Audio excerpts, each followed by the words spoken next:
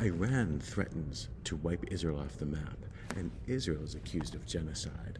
Hamas targets civilians for torture, murder, and rape. And Israel, which gave warnings looking to evacuate areas where military options would be in, is accused of doing what Hamas, in fact, did. Why does this go on? Now, it's not that Israel is perfect. Of course, all wars involve mistakes. All groups, especially the government of Israel, include bigots. But why this accusation of things that Hamas does get turned around onto Israel? Hamas rejects peaceful coexistence and is accused of Israel, which has made, over the course of its history, several offers to share this disputed land.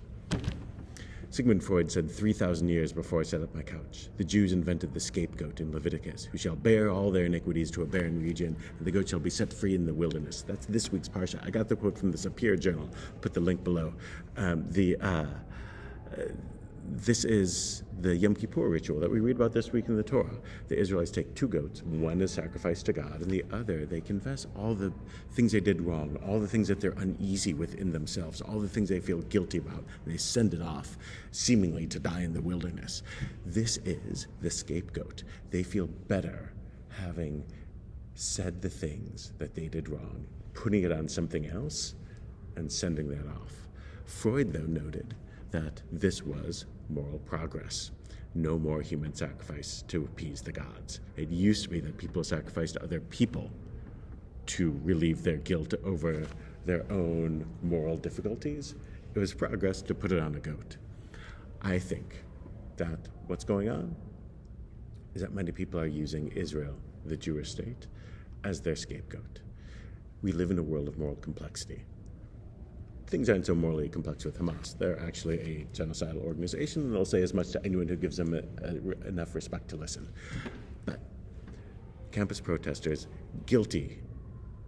feeling guilty over the privilege that we live in. We live in a society that, on land in America that used to belong to the indigenous Americans, and now it doesn't. So we'll paint Israel as the ultimate colonialist, and then we'll feel relieved of our guilt of living on colonized land, et cetera, et cetera, et cetera. It's Freudian displacement. It's actually pretty easy to diagnose. People in Gaza deserve better than looking to Israel as a scapegoat. They deserve better than their Hamas rulers. In order to stop the slaughter there, it doesn't matter what you divest from. It only matters to get rid of Hamas. That's ingredient one in trying to build a better future. I would love to see a better future and more independence for the people of the Palestinian territories, but it cannot exist if these protesters get the Hamas rulers that they seem to support. It would be so much better if we stopped displacing our anger at others and we found a way to find a border for two groups that are indigenous to the same piece of land but can't get along, to find a border and coexist. No one's going to get everything they want, and that's just the imperfect nature of life.